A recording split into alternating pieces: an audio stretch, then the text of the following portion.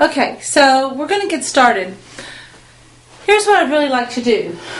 As you think about the three things that, the three main areas that you wanted to work with, as I mentioned before, you definitely have some beliefs or ideas that are limiting you. So, one area that we're going to work on for me is health. And we talked about that firm 15-minute commitment.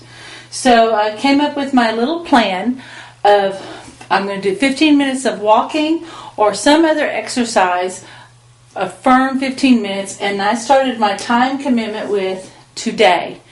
And I have to come up with a way to make myself accountable for this. So I need either a punishment or a reward for doing this.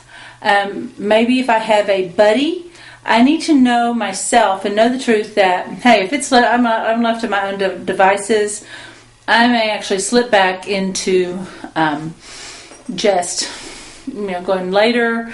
I don't have time, or I'll do it right after this. I need to look at a way that I can absolutely make this firm 15 minutes a priority.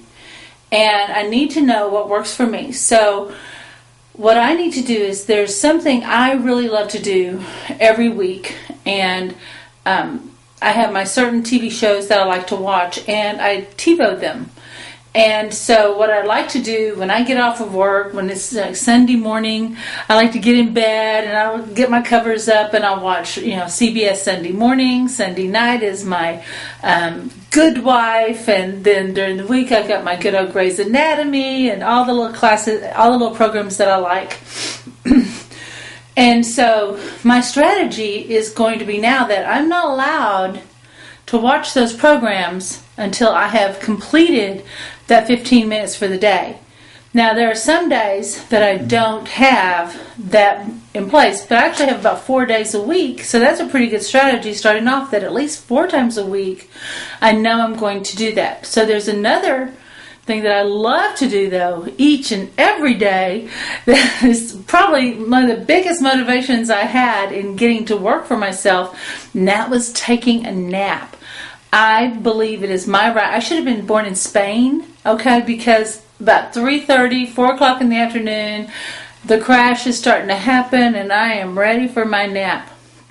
Well, I will not be allowed to take my nap unless I took my 15-minute walk. It's only a 15, 20-minute nap I take, so I have to say, okay, I want to get that out of the way as quickly as possible.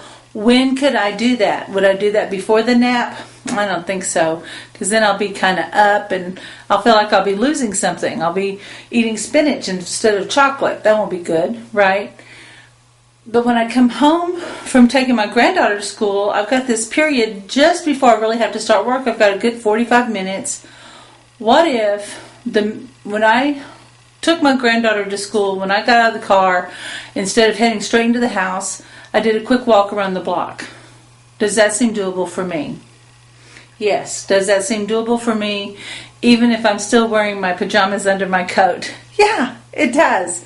Could I get up 15 minutes earlier and do it before everybody wakes up? No, that wouldn't work for me. I'm pretty much waking up at the earliest level I can wake up right now and function, and that's working pretty well, but I do have a gap that I could fit that into. Alright, so what I need to do is on my daily schedule, because I schedule my clients every day, so now I've started scheduling different things in my life that I'm doing. Like I put on the schedule this teleseminar, I put on my schedule to film this little section here. Now I have an automatic repeat, and when I see it getting reinforced, that actually is, that's already set up in my unconscious mind that this is the time I do this. Okay, so this has gotten added in very naturally into a system I already have, into a time gap I already have, and I've built in a reward and a kind of a punishment too. Now it's like, nope, I don't get to. So that way I am creating some inner tension on purpose. So that is just a little clue on how to make that firm 15 minutes work for you.